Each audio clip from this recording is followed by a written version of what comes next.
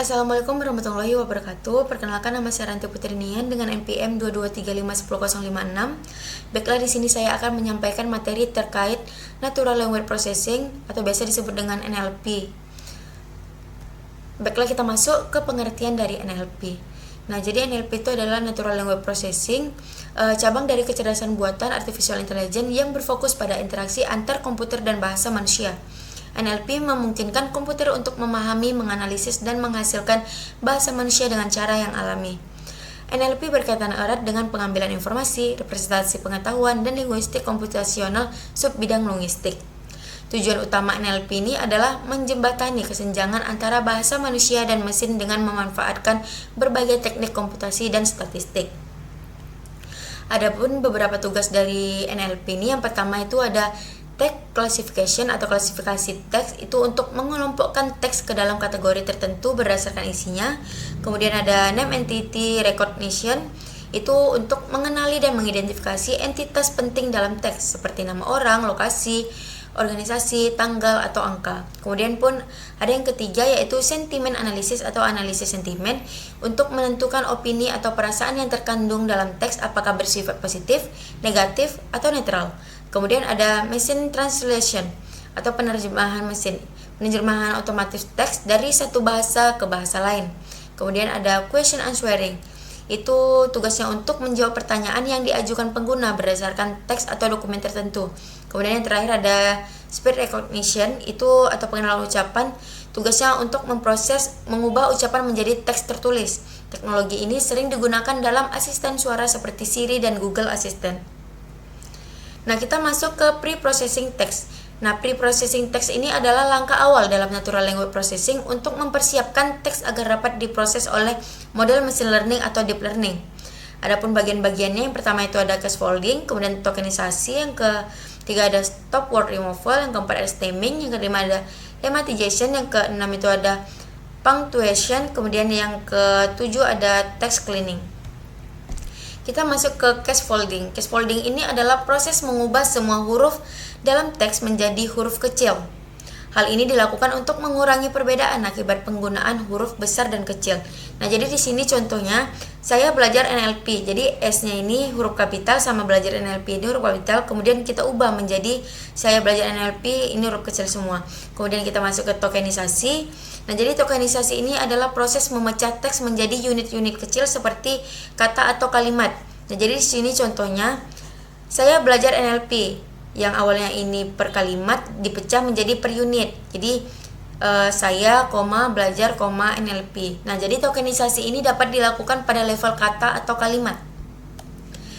Kemudian yang ketiga kita masuk ke stop word removal. Nah, jadi stop word removal ini adalah menghapus kata-kata umum yang tidak memiliki nilai informasi tinggi seperti di, ke, yang.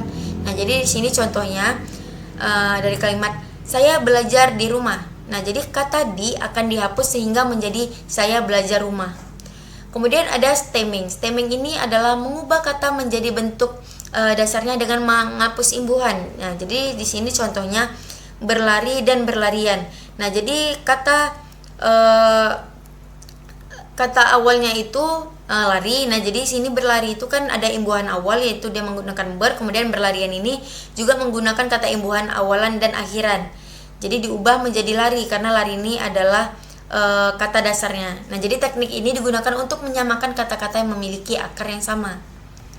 Kemudian kita masuk ke lemmatization. Lemmatization itu mirip dengan stemming tetapi mempertimbangkan konteks linguistik dan menghasilkan kata dasar yang sesuai secara tata bahasa. Nah, jadi di sini contohnya ada running diubah menjadi run dan better menjadi good. Nah, jadi lemmatization ini seringkali lebih akurat dibandingkan stemming karena menggunakan informasi tambahan seperti part of speech. Kemudian kita masuk punctuation.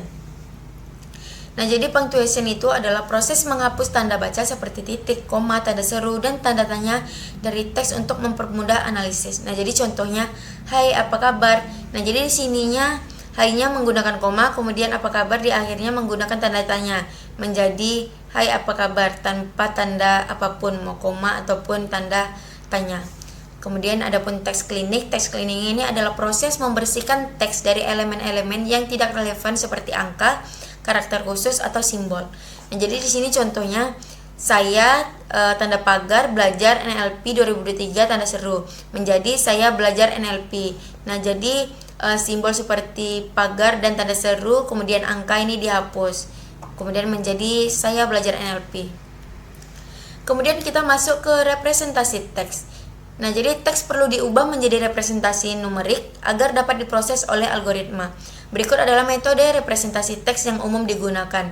Yang pertama itu ada Big of Words atau BOW, kemudian ada TF-IDF, Time Frequency atau Inverse Document Frequency, kemudian ada Sequence Encoding. Kita masuk ke representasi teks yaitu Big of Words. Nah, jadi representasi sederhana yang mengubah teks menjadi vektor berdasarkan frekuensi kata tanpa memperhatikan urutannya. Nah, jadi di sini contohnya dokumen 1 itu saya belajar NLP, kemudian dokumen 2 NLP saya belajar. Nah, kita representasikan ke BOW, kata-kata uniknya itu ada saya belajar NLP. Nah, jadi dokumen satunya 1,1,1, kemudian dokumen 2-nya 1,1,1. Kemudian kita masuk ke TF-IDF. Nah, jadi TF-IDF ini adalah metode yang menimbang pentingnya suatu kata dalam dokumen berdasarkan frekuensinya dan seberapa jarang kata tersebut muncul di dokumen lain. Nah, jadi dokumen satunya saya belajar NLP, dokumen 2-nya belajar NLP penting. Nah, jadi kata-kata uniknya di sini adalah saya, kemudian belajar, kemudian ada NLP, kemudian ada penting. Nah, jadi TF-IDF ini dihitung menggunakan formula menghasilkan bobot yang lebih rendah untuk NLP jika sering muncul di banyak dokumen. Kemudian kita masuk ke representasi teks yang terakhir, ada sequence encoding. Nah, jadi sequence encoding ini adalah metode representasi yang mempertimbangkan urutan kata dalam kalimat. Contohnya menggunakan one hot encoding. Nah, jadi di sini contoh kata-kata uniknya itu saya belajar NLP. Kalimatnya itu saya belajar NLP, kemudian kita one hot encoding. Nah, jadi saya itu kenapa di sini 100 karena saya kan, maka di sini dia 1, sini 00. Sedangkan belajar ini dia sini 0, di sini 1, sini 0. Kemudian NLP ini 00 di sini 1. Baik, kita masuk ke modeling. Nah, jadi modeling ini setelah teks diproses dan dipresentasikan, langkah berikutnya adalah membangun model NLP. Berikut adalah beberapa algoritma populer yang digunakan. Yang pertama itu ada Naive Bayes, yang kedua itu ada Support Vector Machine, yang ketiga ada Pipeline Implementation. Kita masuk ke Naive Bayes. Naive Bayes ini adalah algoritma probabilistik yang sederhana dan efektif untuk tugas klasifikasi teks seperti analisis sentimen. Jadi Naive Bayes ini mengasumsikan bahwa setiap fitur atau kata bersifat independen. Kemudian ada Support Vector Machine. Nah, jadi Support Vector Machine ini adalah algoritma berbasis margin yang bekerja dengan baik pada data teks dan representasi TF-IDF. Kemudian cocok untuk klasifikasi teks seperti email spam filtering.